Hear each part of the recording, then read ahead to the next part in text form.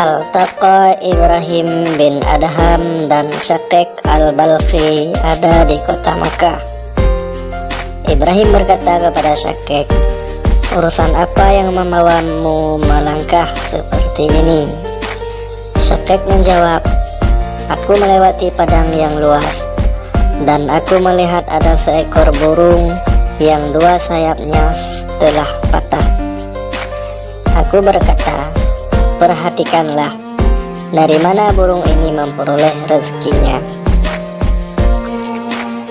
Aku pun duduk dan memperhatikannya, dan tiba-tiba ada burung lain dengan membawa belalang di panahnya, dan belalang itu diletakkan di paruh burung yang patah sayap tadi. Maka aku pun bertanya di dalam hati, Tuhanlah yang mendatangkan burung ini kepada burung yang patah sayapnya.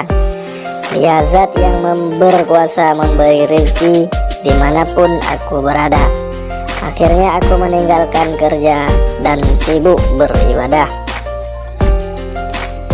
Ibrahim berkata, "Mengapa kamu tidak menjadi burung sehat dan memberi makan kepada burung yang sakit tadi, sehingga kamu jadi yang terbaik? Tidakkah engkau pernah mendengar sabda Nabi SAW, tangan di atas lebih utama daripada tangan di bawah, dan utama-utamanya seorang mukmin ialah mencari yang lebih tinggi dari dua tingkatan di dalam segala urusan, yang pada akhirnya memperoleh tingkatan derajat dalam kebaikan." Kemudian Shaqiq memegang tangan Ibrahim bin Adham. "Engkau adalah guru kami, wahai Abu Ishaq. Bila mana seorang melaksanakan suatu sebab, sebaiknya berusaha tidak memandang sebatas usahanya saja dan berhenti tanpa tawakal, melainkan jadikan Tuhan sebagai arah pandangan dan sasaran tujuan. Laksana seorang peminta yang mengulurkan tangannya, dia tidak akan memandang tangannya, tetapi akan dipandang orang." Ada sebuah hadis, barang siapa yang berhasil menjadi orang kaya, sebaiknya lebih percaya kepada Tuhan daripada apa yang ada di tangannya. Kisah lain Ibrahim bin Adham. Ditanya orang kepada Hudzaifah al-Mu'ashi yang telah lama melayani Ibrahim bin Adham, "Apa yang paling mengherankan di antara yang pernah engkau ketahui?" Dia menjawab, "Keyakinan yang pernah ku dapat di jalan Mekah, di mana sudah beberapa hari kami tidak menemukan makanan di jalan Mekah. Di sana sudah beberapa hari kami tidak menemukan makanan. Kemudian kami masuk Masjid Kufah yang lama tak terawat. Ibrahim memandangku dan berkata, 'Bagaimana pendapatmu mengenai kelaparan?' Lalu ia menjawab, 'Bagaimana pendapat Syekh sendiri?' Ibrahim menjawab, 'Berikan unta dan kertas kepadaku.'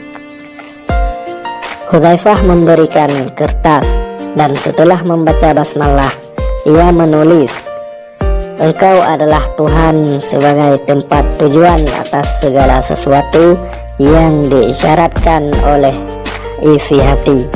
Kemudian ia menulis syair, 'Aku adalah orang yang memuji, bersyukur, dan berzikir. Aku orang yang lapar, tak terawat, dan telanjang. Demikian ini adalah 6 kalimat, dan aku orang yang bertanggung jawab atas setengahnya. Maka jadilah engkau, wahai Tuhanku, yang menanggung setengahnya lagi. Wahai Tuhan yang maha mencipta, pujianku kepada orang selain engkau laksana api yang aku terjuni. Maka selamatkanlah hambamu dari neraka." Lalu ia menyerahkan tulisan itu kepada Hudzaifah dan berkata, "Keluarlah dari masjid ini dan jangan engkau gantungkan hatimu kepada selain Allah, dan berikan lembaran kertas ini kepada orang yang pertama kamu lihat." Aku pun keluar, dan lelaki pertama yang kutemui adalah orang yang naik unta. Aku berikan dan dia mengambilnya. Dia pun melihat surat itu lalu menangis. "Apa yang dilakukan orang yang punya lembaran ini?" tanya orang tersebut. Aku menjawab, "Sekarang dia ada di dalam masjid itu." Orang itu menyodorkan kantong yang berisi 6 dinar. Aku pun berjalan dan bertemu dengan orang lain.